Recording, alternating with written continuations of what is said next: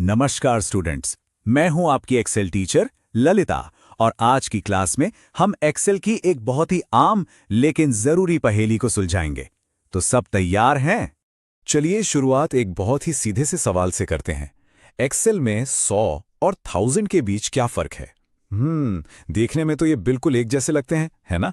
पर क्या एक्सेल भी इन्हें एक जैसा ही समझता है? और स्टूडेंट्स, यहीं पर सारा खेल छिपा है। एक है टेक्स्ट और दूसरा है एक नंबर, और ये छोटा सा फर्क ये एक्सेल में सब कुछ बदल देता है।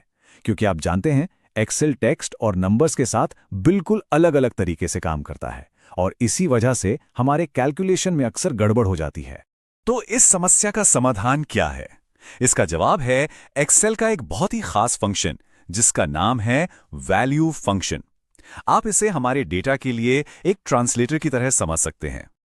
अच्छा, तो ये वैल्यू फंक्शन आखिर करता क्या है? इसका काम बहुत सीधा साधा है। ये किसी भी ऐसी टेक्स्ट स्ट्रिंग को जो दिखने में नंबर जैसी हो, उसको एक असली नंबर में बदल देता है। एक ऐसा नंबर जिस पर आप कैलकुलेशन कर सकें। चाहे वो टेक्स्ट कोई नॉर्मल नंबर हो, डेट हो या टाइम हो, वैल्यू उसे एक ऐसी न्यूमेरिक वैल्यू बना देगा जिसे एक्सेल आसानी से समझ सकता है। और पता है सबसे अच्छी बात क्या है? इसका सिंटैक्स यानी इसको लिखने का तरीका बहुत ही सिंपल है। बस लिखना है = वैल्यू टेक्स्ट। अब यहां टेक्स्ट की जगह आप या तो सीधे कोट्स में टेक्स्ट लिख सकते हैं या फिर उस सेल का रेफरेंस दे सकते हैं जिसमें वो टेक्स्ट है ना सिंपल? चलिए बातें बहुत हो गईं। अब इस फंक्शन को असल में काम करते हुए देखते हैं। तो देखिए यहां टेबल में पहला एग्जाम्पल $1000। ये टेक्स्ट है। जब हमने इस पर = वैल्यू लगाया तो देखिए $साइन और कॉमा दोनों हट गए और हमें मिला एक प्योर नंबर 1000। अब दूसरा देखिए, जुलाई 15, 2021। जब इसको कन्वर्ट किया तो एक्सेल ने उसे एक खास नंबर 44392 में बदल दिया। ये एक्सेल का सीरियल नंबर सिस्टम है, जहां वो हर तारीख को 1 जनवरी 1900 से दिनों की गिनती के रूप में याद रखता है। इसी तरह परसेंटेज दशमलव में बदल गया और टाइम भी। ये सभी अब असली नंबर्स हैं जिन पर हम कोई भी मैथ्स, कोई भी कैलकुलेशंस कर सकते। लेकिन हाँ, एक चीज का ध्यान जरूर रखना।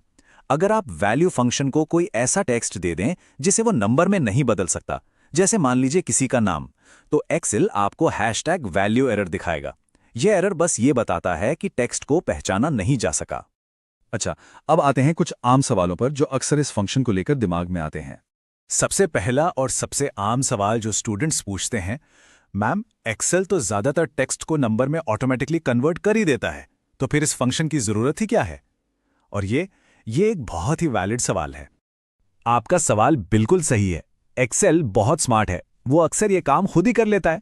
वैल्यू फंक्शन को मुख्य रूप से दूसरे स्प्रेडशीट प्रोग्राम के साथ कंपैटिबिलिटी के लिए रखा गया है, पर इसका एक बहुत जरूरी इस्तेमाल भी है। जब कुछ फंक्शंस जैसे नया टेक्स्ट स्प्लिट फंक्शन हमेशा टेक्स्ट ही रिटर्न करते हैं, उस सिचुएशन में वैल्यू फंक्शन जरूरी हो जाता है और वहीं इसकी असली पावर दिखती है। ओके, अगला सवाल, मैम वैल्यू, डेट वैल्यू और टाइम वैल्यू फंक्शंस में क्या अंतर है? ये सभी एक जैसे ही तो लगते हैं, तो इनमें फर्क क्या है? ये भी एक बहुत अच्छा सवाल है। ऐसे सोचिए, वैल्यू जो है वो एक जनरल कन्वर्टर है, एक ऑलराउंडर। वो किसी भी पहचाने जा सकने वाले नंबर, डेट या टाइम फॉर्मेट को बदल सकता है। जबकि डेट वैल्यू और टाइम वैल्यू ये स्पेशलिस्ट्स हैं। ये सिर्फ और सिर्फ डेट या टाइम जैसे दिखने वाले टेक्स्ट पर ही काम करते हैं।